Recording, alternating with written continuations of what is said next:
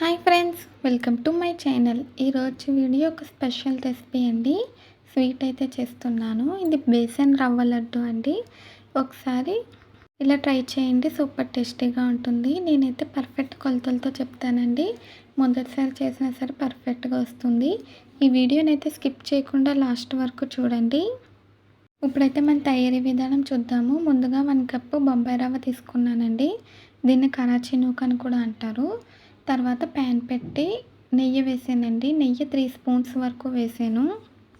నెయ్యి వేసి బాగా కరిగించాలి. నెయ్యి కరిగిపోయాక ఇందులోకి 1 కప్పు బొంబాయి రవ్వ వేసి వేయించాలండి. సిమ్లో పెట్టి వేయించాలి. మధ్య మధ్యలో కలుపుకుంటూ ఒక 2 నిమిషాల పాటు బాగా ఫ్రై చేయాలండి. మనకి రవ్వ నేతిలో వేస్తే మనకి మంచి స్మెల్ అనేది వస్తుంది. అప్పుడు ఇది మనకి బాగా ఫ్రై అయిపోయినట్టు. కమ్మగా వాసన వచ్చేంత వరకు కూడా వేయించాలండి. కలుపుకుంటూ ఫ్రై చేయాలి. మీరు కనుక ఫస్ట్ టైం మా ఛానల్ చూస్తున్నట్టయితే ప్లీజ్ లైక్, షేర్, సబ్స్క్రైబ్ చేయండి. మనకి ఎప్పుడైనా స్వీట్ తినాలనిపించినా సరే అప్పటికప్పుడు చేసుకోవచ్చు.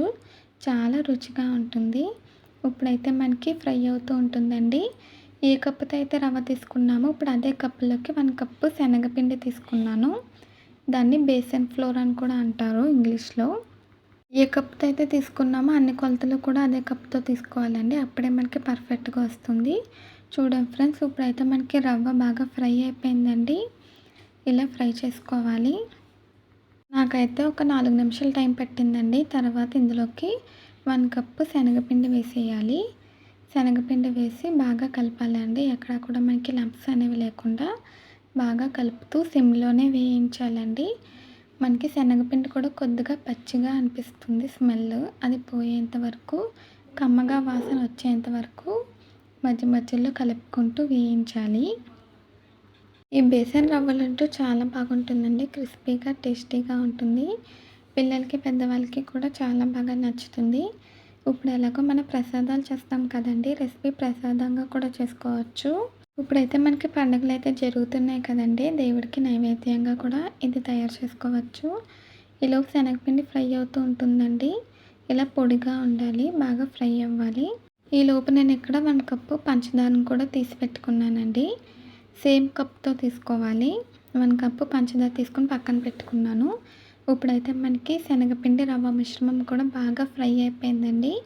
రవ్వ క్రిస్పీగా అవుతుంది, అలాగే శనగపిండి కూడా మంచిగా స్మెల్ వస్తుంది. ఇప్పుడైతే మనకి ఇది బాగా ఫ్రై అయిపోయింది. సిమ్లోనే వేయించాలండి. ఇప్పుడు ఇది ఫ్రై అయిపోయింది కదా, తర్వాత దీన్ని ఒక గిన్నెలోకి తీసుకొని పక్కన పెట్టుకోవాలండి. స్టవ్ ఆఫ్ చేసి దీన్ని అయితే ఒక గిన్నెలోకి తీసుకుంటున్నాను. తర్వాత మనం పంచదార పాకం అయితే రెడీ చేసుకోవాలండి. దానికోసం ప్యాన్ పెట్టి 1 కప్పు పంచదార వేసి 1/2 కప్పు వాటర్ వేసి సిమ్లో పెట్టి పంచదారని అయితే బాగా కరిగించాలి. మీకు కొలతలు ఒకసారి రిపీట్ చేస్తానండి. 1 కప్పు రవ్వ, 1 కప్పు శనగపిండి, అలాగే 1 కప్పు పంచదార, 3 కూడా ఈక్వల్గా సమానంగా తీసుకోవాలి. అప్పుడు మనకి బేసన్ రవ్వ లడ్డు పర్ఫెక్ట్గా వస్తుందండి. ఒకవేళ స్వీట్ని ఎక్కువ ఇష్టపడే వాళ్ళు పంచదార ఇంకొంచెం ఎక్స్ట్రా వేసుకోవచ్చు. తక్కువ ఇష్టపడే వాళ్ళు కొంచెం తగ్గించి వేసుకోవచ్చండి. 1 కప్కి 1 కప్ అయితే ఈక్వల్గా సరిపోతుంది. అయితే మనకి పంచదార కరగడం స్టార్ట్ అయిందండి. ఇప్పుడు కొంచెం వాటర్ అయితే బాయిల్ అవ్వాలి. మనకి తీగ పాకం రావాలండి. తీగ పాకం వస్తే మనకి ఇది పాకం రెడీ అయిపోయినట్టు. ఈ ప్రాసెస్ చేయడం కూడా చాలా ఈజీ అండి. మొదటిసారి చేసే వాళ్ళు కూడా పర్ఫెక్ట్గా చేయొచ్చు. ఇప్పుడైతే నేను పాకం వచ్చిందా లేదా అని చెక్ చేస్తున్నానండి. మనకైతే తీగ పాకం వచ్చేసింది, మీకు చూపిస్తున్నానండి. ఇలా 2 వేళ్ళ మధ్యలో ఒక స్ట్రింగ్ అనేది ఫామ్ అవుతే మనకి తీగపాకం వచ్చేసినట్టు.